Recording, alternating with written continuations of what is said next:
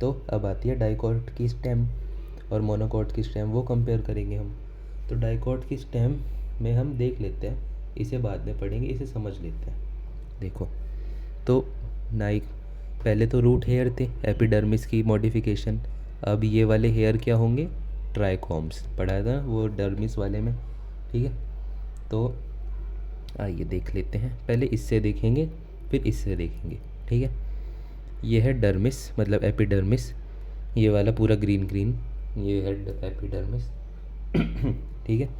ये जो है ऊपर ट्राइकॉम्स, इसमें देखिए ऐसे डंडे डंडे बना रखे हैं ना, ये दिखा रहा है मल्टी सेलुलर है, ठीक है। इधर भी डंडे, ये मल्टी सेलुलर है, बताया था ना वो ट्राइकॉम्स मल्टी सेलुलर होते हैं। फिर ये जो पिंक वाला पार्ट है, मतलब यहाँ पे जो कॉर्टेक्स भी है, ये इतने तक, ये जहाँ से लाइन बना रखी है ना, ये रेड वाली, इतने तक ये कॉर्टेक्स चल रहा है। पर कॉर्टेक्स भी यहाँ 3 चीज़ों में डिवाइड हो गया है, ठीक है। सबसे पहला हाइपोडर्मिस, जो कि बना होता है कोलनकाइमा सेल्स का। उसके बाद कॉर्टिकल सेल्स, यही पैरेन्काइमा होता है नॉर्मल। और फिर आता है स्टार्च शीथ, ये वाला जो है, ये पूरा का पूरा पिंक सेक्शन ऐसे में जो बना हुआ है, ऐसे कर्व से में, तो ये होता है एपी एंडोडर्मिस।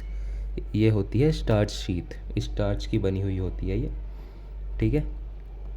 उसके बाद यहीं से ये ब्लू वाली से पेरिसाइकिल शुरू हो जाती है, और सॉरी मतलब यही ऐसे इसी में, इसमें ही पेरिसाइकिल भी है, ठीक है।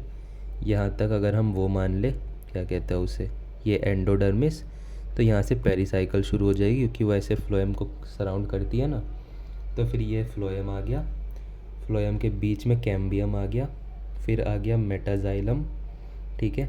ये सारे वेस्कुलर बंडल्स, ठीक है।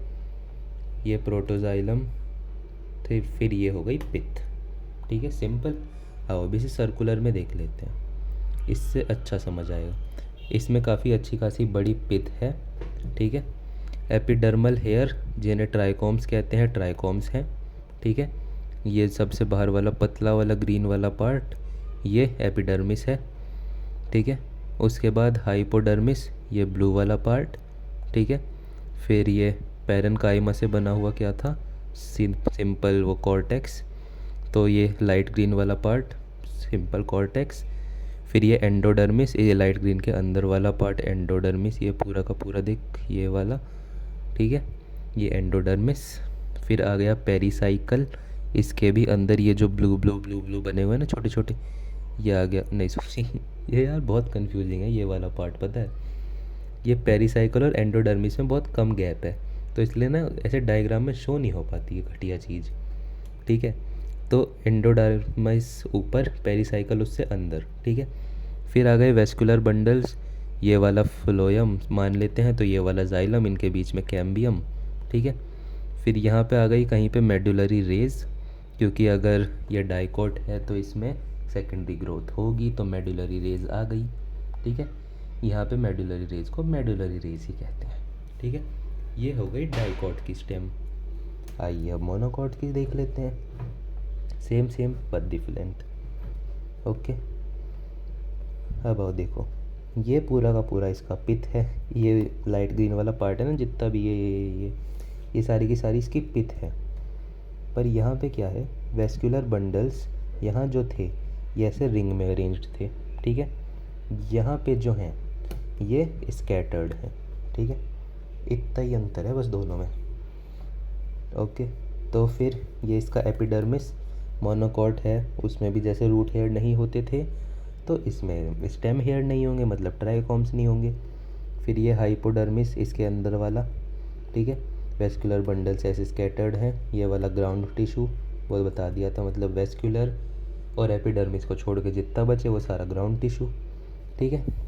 तो यहाँ देख लेते हैं ऐसे वाले में, ऊपर वाला एपिडर्मिस, फिर ये वाला ग्रीन वाला हाइपोडर्मिस, ठीक है। स्क्लेरेन्काइमा से बना होता है, और इसमें क्या होता है, ये जो blue blue blue blue structures है ना, ये होते हैं वाटर स्टोरिंग कैविटीज़, ठीक है। तो इसकी मोनोकॉट की स्टेम में वाटर स्टोरिंग कैविटीज़ भी होती हैं, ये याद रखिए। फिर आ गए वेस्कुलर बंडल्स, ठीक है, फ्लोएम, जाइलम, ये सब चीज़ें, ठीक है। इसमें कैम्बियम तो होगा नहीं, तो जाइलम फ्लोएम ऐसे ही साथ में रख दो कहीं भी, ठीक है। बस इतना सा।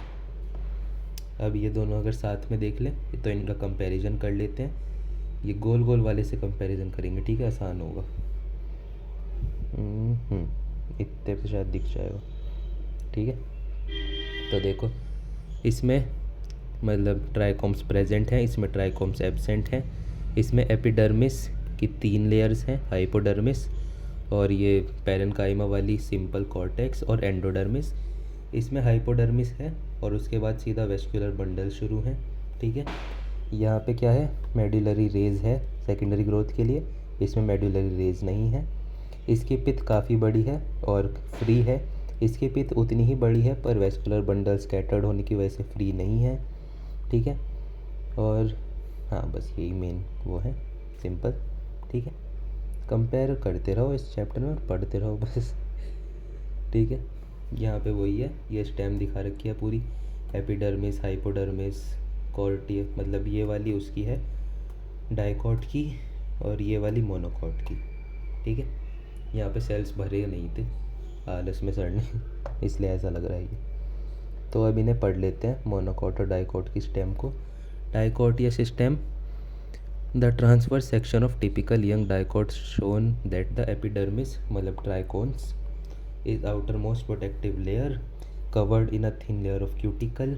जो स्टेम होती है, यंग स्टेम होती है, देखो वाटर लॉस कर सकती है, ठीक है।